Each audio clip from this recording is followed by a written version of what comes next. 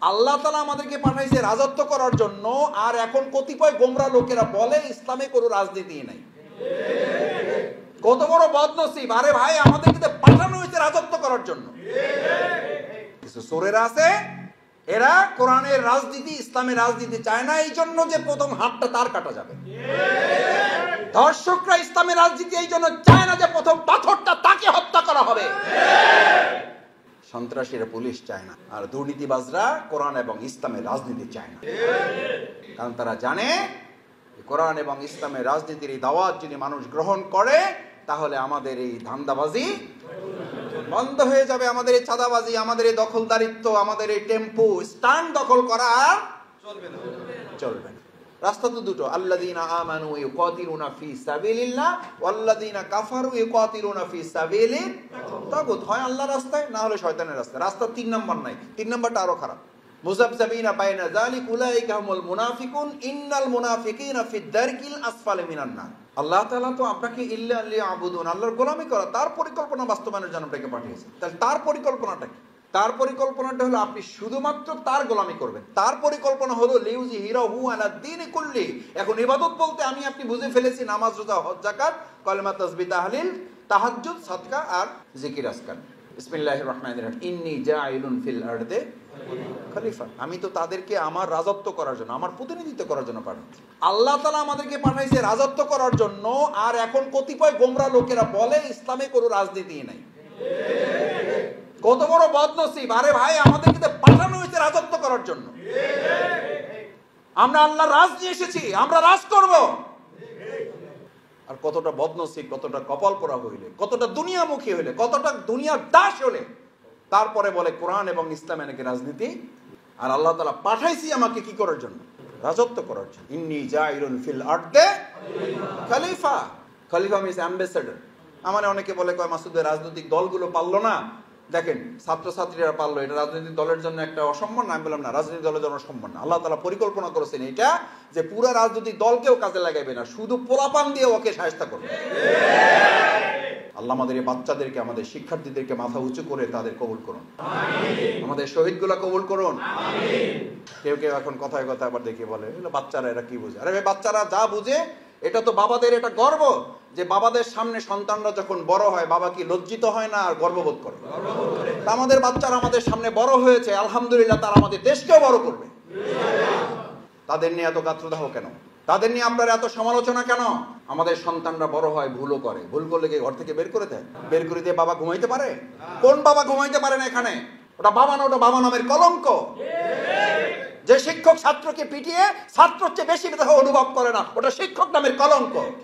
যে রাজনীতিবিদ আমাদের ছাত্রদের মর্যাদা অনুভব করে না, ও রাজনীতিবিদের রাজনীতির নামে কলঙ্ক। প্রত্যেকে যার যার মর্যাদার জায়গায় সম্মান দিতে না জানলে, না তারা সম্মান পাবে, না আপনারা আমরা সম্মান। বাংলাদেশ জামাত ইসলামের আকীদা আর বাংলাদেশ জামাত ইসলামী কোরআন, সুন্নাহ, ফরজ, সুন্নাত, ওয়াজিবের প্রতি আমাদের কোন কোন ক্ষেত্রে দুর্বলতা আছে। যদি মনে করেন হ্যাঁ আমরা দুর্বল, আল্লাহর গোলাম বান্দা, আল্লাহর দুর্বল গোলাম আমরা, কিন্তু আল্লাহর কোন বিধান, আল্লাহর কোন আইন মানার ক্ষেত্রে আমাদের নেতৃবৃন্দ ফাঁসিতে হাসির মুখে গিয়েছেন, একটা কাছে তারা নত স্বীকার করেন নাই। আমরা গর্ব করতে চাই না, কিন্তু আল্লাহর মেহেরবানি, তার দয়া, যে আল্লাহর একটা বিধান পালন করতে গিয়ে আমাদের নেতৃবৃন্দ ফাঁসির মুখে গিয়েছেন, কিন্তু তারা সামান্যতম দুনিয়ার কোনো অপশক্তির কাছে মাথা নত করেন না। আমাদেরকে ফতোয়া দেওয়ার আগে 100 বার চিন্তা করতে হবে। এটা আল্লাহর মেহেরবানি, আমাদের অহংকার নয়, এটা আমাদের গর্ব নয়। সুতরাং সেই আল্লাহর পরিকল্পনা বাস্তবায়ন করা তো আপনার।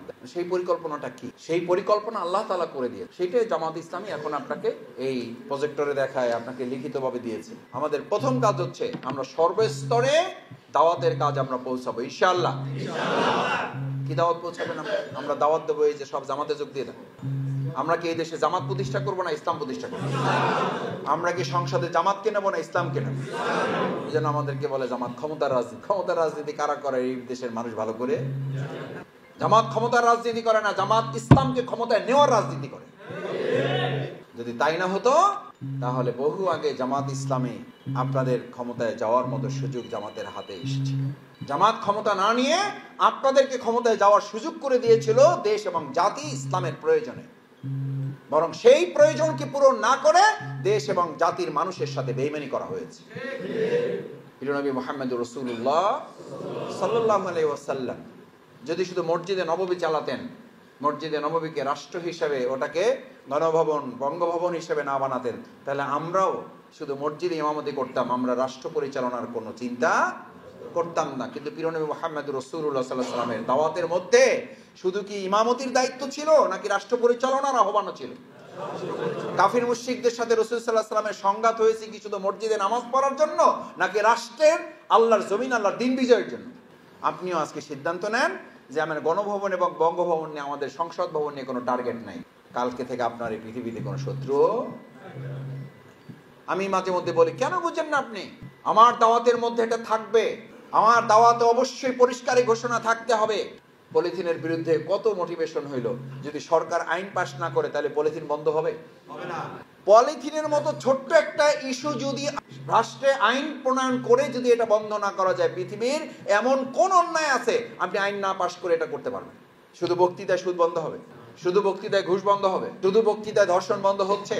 তাহলে ইসলাম এটাই বলে যে আল্লাহ তাআলা যে চমৎকার বিধান দিয়েছেন, এই বিধান বাস্তবায়ন করতে হলে এই বিধানের আলোকে তৈরি হওয়া কিছু মানুষ সংসদে গিয়ে এই আইন পাস করার মধ্য দিয়েই কেবল আমাদেরকে আল্লাহর জমিনে আল্লাহর দ্বীন বাস্তবায়ন।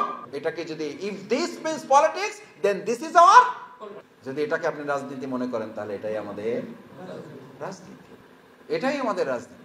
আমাদের ইসলামের এই রাজনীতি, এই অর্থে রাজনীতিতে হলো নীতির রাজা, হাসের রাজা, নাস্তির রাজা, পথের রাজা।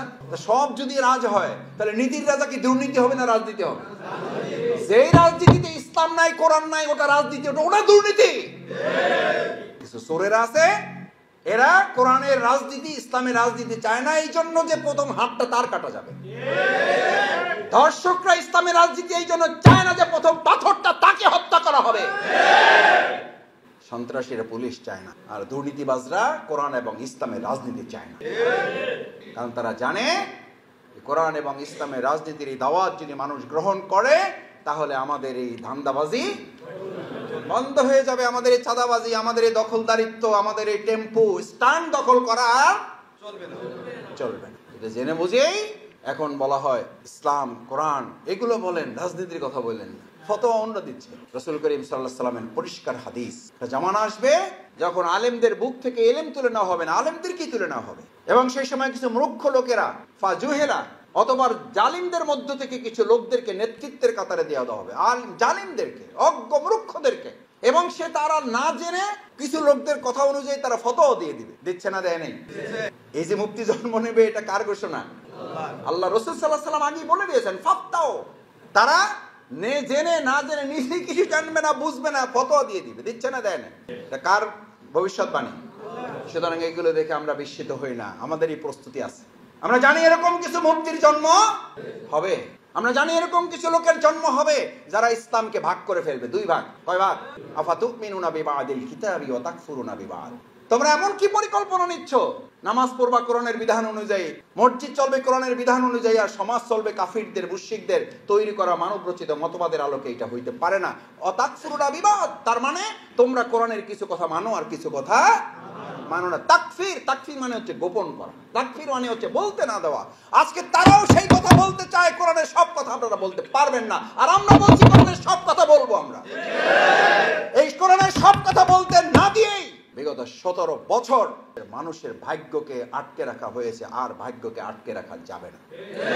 মানুষ দেখেছে দেশ স্বাধীনের 53 বছর পরেও বহু তন্ত্র মন্ত্র দফায় দফায় মানুষের রফা হয়েছে, মানুষের কোনো পরিবর্তন হয় নাই। পরিবর্তনের এখন একটাই দফা, ইসলাম। সব দেখা শেষ, ইসলামের এই কথা কি আমার আপনার কথা? এই কয়েক হাজার লোকের কথা? কার কথা? আল্লাহর কথা। এবং এখন গ্রামে গঞ্জে শ্রমিক জনতা, মুটে মজুর বলা শুরু করছে না, করে নাই? ওনার কথা আমাদেরকে মুগ্ধ করেছে। আমরা সিদ্ধান্ত নিয়েছি এবার ওই সব রাজনীতি করে লাভ হবে না, এবার আমাদের জায়গা মতো আমরা এবার আমাদের রায় প্রদান করব। আমরা এমন একটা দেশ তৈরি করতে চাই, আমাদের এবারের পরিকল্পনা এমন একটা দেশ তৈরি করতে চাই, এই দেশের সমস্ত জনগণ হবে দেশের মালিক, আর যারা এখানে ভোটের মাধ্যমে, রায়ের মাধ্যমে হবে, তারা হবে সেবক। সেবক এবং মালিকের দেশ হবে বাংলাদেশ। সেজন্য দাওয়াত আমাদের এটা একটা আল্লাহর পরিকল্পনা, এবং এই পরিকল্পনা আপনার মাথায় ঢুকাইতে হবে। আগে রাষ্ট্র পরিবর্তন, আগে আপনি পরিবর্তন। রাসূল সাল্লাল্লাহু আলাইহি ওয়াসাল্লামের হাদিস কি? আমি বলি, সৎ লোকের শাসন চাই, আল্লাহর আইন চাই। এই সৎ লোকের শাসন চাই, আল্লাহর আইন চাই যদি আপনি কার্যকর করতে চান, তাহলে এর সাথে স্লোগান আর একটা যোগ করতে হবে, সৎ, দক্ষ, যোগ্য নাগরিক চাই। কারণ আল্লাহ রাসূল সাল্লাল্লাহু আলাইহি ওয়াসাল্লামের পরিষ্কার বাণী, এই বাণী আপনি চেঞ্জ করতে পারবেন না। লিখে নিয়ে যান, যে জাতি যেই রকম আল্লাহ সেই জাতির নেতৃত্ব সেই রকম ঠিক করে দেন। এখন জাতি পরিবর্তন আগে না নেতৃত্ব পরিবর্তন আগে? তাহলে জাতি পরিবর্তনের সিদ্ধান্ত নেবেন ইনশাআল্লাহ। দেখি ইনশাআল্লাহ পারবেন? আমরা পরিবর্তন হয়ে আমাদের মুখটাকে আমরা পরিবর্তন করব ইনশাআল্লাহ। তাই মানে ধরার দেখছেন কি, ফামাইয়া আমাল মিসকালা যাররাতিন খায়রান ইয়ারা ওয়া মান ইয়ামাল মিসকালা যাররাতিন শাররান ইয়ারা। যাররা পরিমাণে হিসাব দিতে হবে, সেই অনুযায়ী জামাতের রিপোর্টে মাত্র তো 14টা ঘর। সেদিন কোটি কোটি মানুষের সামনে আপনার ভিডিও চিত্র ওপেন করে দেওয়া হবে। ইউমাইজিন তুরাদুন লা তাকফা মিনকুম কাফিয়া। কোনো কিছু গোপন থাকবে না, সবকিছু ওপেন, নো গোপন, ওপেন। কল্পনা করুন, 33 সেকেন্ডের এক ভিডিও ওপেন হয়ে যাওয়ার কারণে ডিসিগিরি নাই, 2.5 মিনিটের ভিডিও ওপেন হয়ে যাওয়ার পর মন্ত্রীগিরি নাই।